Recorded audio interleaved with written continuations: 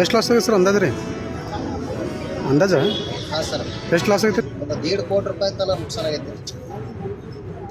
1.5 ಕೋಟಿ ರೂಪಾಯಿ ಅಂದ್ರೆ ಅದು ಪೂರಾ ಸಂಪೂರ್ಣ ಇನ್ನೊಂದು 2 ವರ್ಷಕ್ಕೆ ನಮಗೊಂದು 3 ಕೋಟಿ ರೂಪಾಯಿ ತನಕ ನಾವೊಂದು 1.5 ಕೋಟಿಯಿಂದ 2 ಕೋಟಿ ರೂಪಾಯಿವರೆಗೂ ನಮ್ಮ ರೈತರಿಗೆ ಇವತ್ತು ಅಳಗಲ್ಲ ಆಗಿ